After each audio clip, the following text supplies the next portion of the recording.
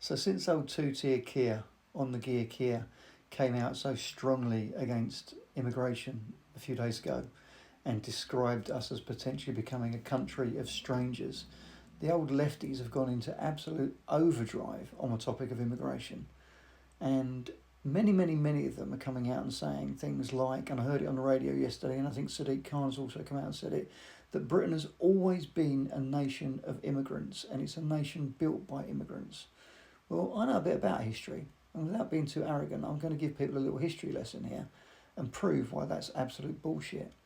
So, go back 2,000 years, and until 2,000 years ago, Britain was primarily populated by the Britons and also by some Celts. And the Celts primarily came from Iberia, which was the Spanish peninsula, but basically it was Britons and Celts. And then the Romans pitched up roughly 2,000 years ago, and they were here for about 400 years, just over 400 years. But the Romans didn't massively populate Britain, they didn't bring millions of people with them.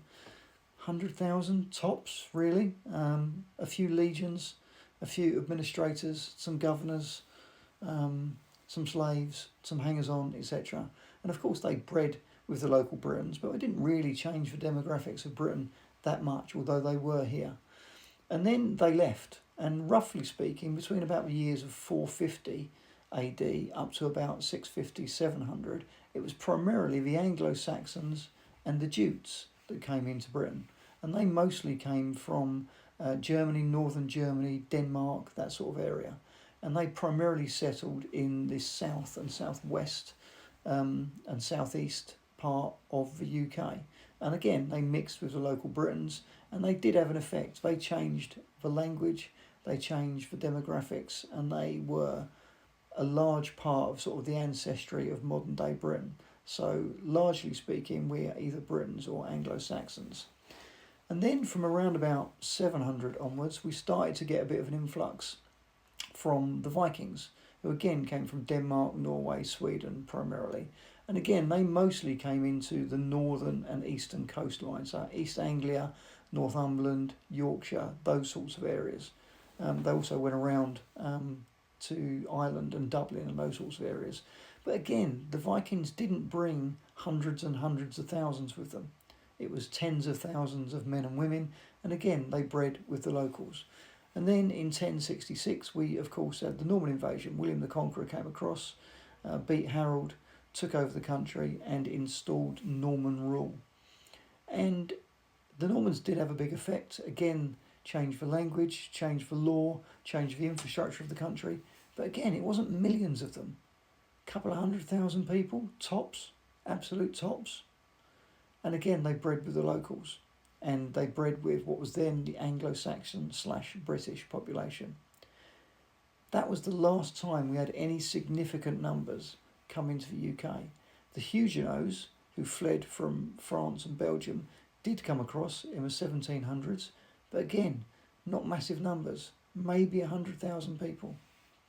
So, in the last 1,000 years, very few incomers, very little migration. And to put it into perspective, in the last 25 years, we've had estimates of between 8 and 12 million people migrate to and live in the UK from abroad. If it's 10 million people, that means in the last 25 years, more people have migrated to the UK in 25 years than did in the previous 1,000 years. You didn't mishear that, that's true. Go back to the year 1000 or 1066 even if you include the Normans. Take the entire total of people that came to the UK between about the year 1000 and about the year 2000, add them all together, and it still doesn't add up to the numbers that we've had in the last 25 years. Not even close. So to say we've always been a nation of migrants, of immigrants, is just utter crap. If you're going to say that about Britain, you're going to say that about every single country on the planet, particularly every single European country, particularly every single Asian country. Yes, we've had migration, but we've never, ever had it on anything like the scale that we've had in the last 20, 25 years. If you know your history, tell me any single bit of that that's wrong. It's true. So this claim by the lefties that we've always been a nation of migrants, we've always been a nation of immigrants, the country was created by migrants, created by immigrants, just simply is not true. And it certainly isn't vaguely true on the sort of scale that we've had in the last 20, 25 years. Go and look it up. All true, peep. Sorry, actually, just something I need to add in that I forgot.